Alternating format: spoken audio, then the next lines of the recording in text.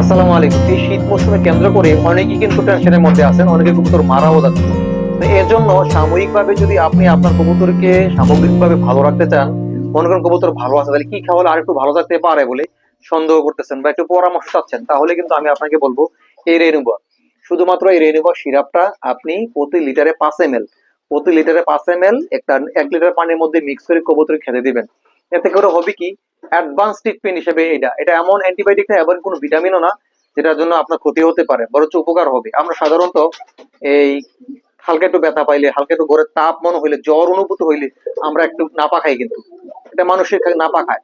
এজন্য কবুতরের জন্য কিন্তু যে শীতরাত থেকে একটু ভালো রাখার জন্য অ্যাডভান্স ট্রিটমেন্ট হিসেবে শুধুমাত্র এটা প্রতি লিটারে 5 ml ওষুধ মিক্স করে খাওয়াতে পারেন। আমি আমার কবুতরকে রীতিমতো এটাই করি। 5 ml তো আমার একটা আন্দাজ আছে, এতটুকু দিলেই কিন্তু মোটামুটি 5 ml। আপনি দরকার করে মেপে দিবেন, কোনো সমস্যা নাই, আপনি মাপজোপ দিয়ে দিতে পারেন। তো আমি দিয়ে দিলাম, কবুতর কিন্তু এখানে ইনশাল্লাহ খাবে। তো এখন মূল পরামর্শ কি জানেন, কবুতর কিন্তু এই সাধারণত এই পানি খেলে এমন কিছু হবে না যে ক্ষতি হয়ে যাবে। অনেকে ভাবতে পারেন যে ভাই বাচ্চা আছে, ছোট বড় আছে, খাওয়ানো যাবে কিনা। সব ক্যাটাগরি কবুতর খেতে পারবে, কোনো সমস্যা নাই।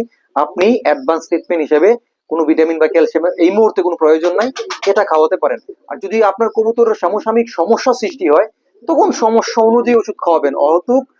অতিরিক্ত ওষুধ খাওয়ানোর কোনো প্রয়োজন আমি মনে করি না। ভালো থাকবেন। পরামর্শ যদি আপনার কাছে ভালো মনে হয়, ভিডিওতে লাইক করবেন, শেয়ার দিয়েন। তা আপনি দেখছেন, আরো যারা কবুতর প্রেমী আছে সবাই জন্য দেখে নতুন শিখতে পারে। আল্লাহ হাফেজ।